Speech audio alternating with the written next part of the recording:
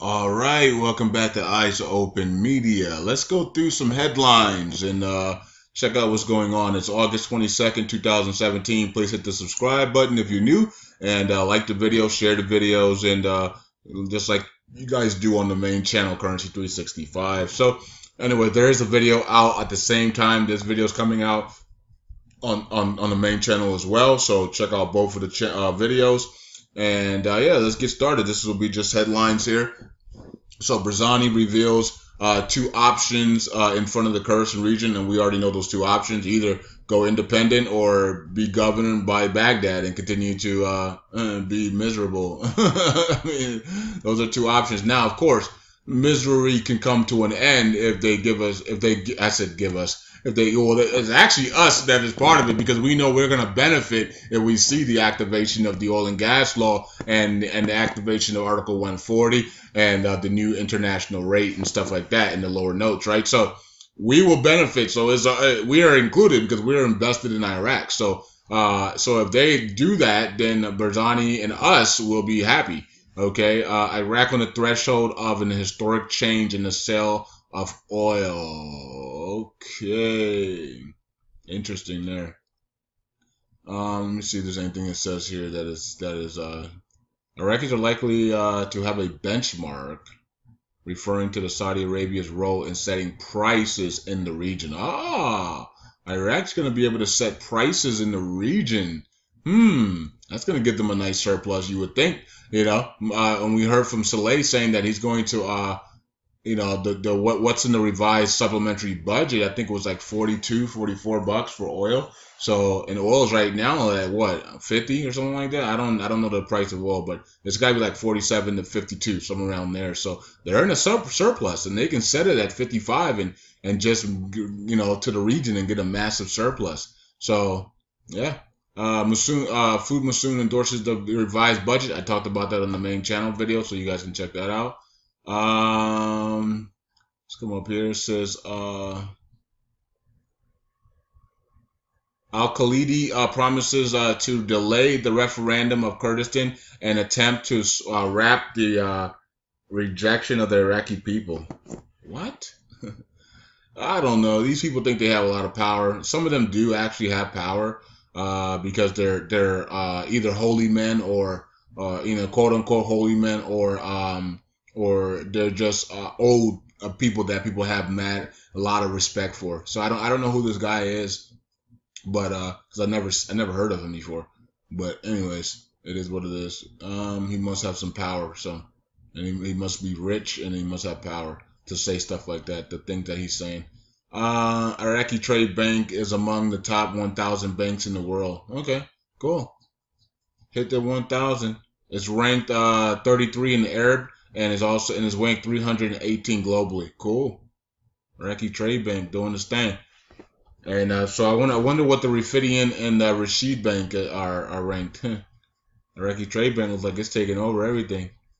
Iranian bank establishes 3 branches in Iraq. Wow. It says Bank Melli, Melli Iran, the National Bank of Iran. Okay, so they're gonna establish 3 of them: one in Basra, one in Baghdad, one in Najaf. Okay, the Melli Bank, a Melli Rock, running from the cop. Oh man, and only I don't even know who even. I don't even listen to hip hop, so I wouldn't know. But I heard that on the when I was checking out one of my a video on YouTube that came on. I was like, that was funny.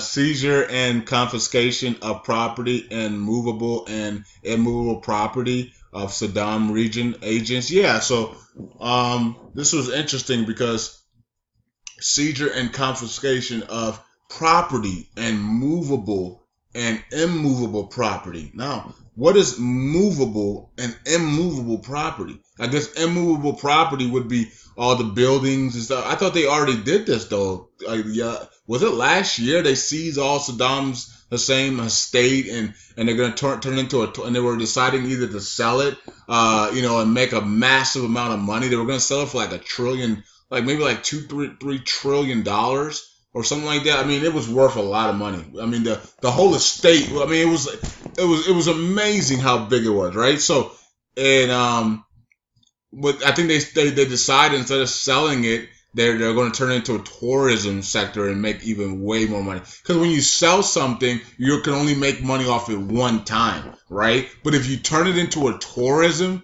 for, you know what I mean, for people could come all around the world to check out all of Saddam's history and how he used to reign reign the Middle East and reign Iraq and stuff like that and all his prized possessions, then you can make money forever. You see what I'm saying? So they were thinking, should we make a nice, like, you know, we can sell it for like $100 billion or something like that and make that one time, or we could just turn it into a tourism sector and we can make $100 billion a year every single year, right? Off of the tourism of it. So yeah, that was a smarter thing to do.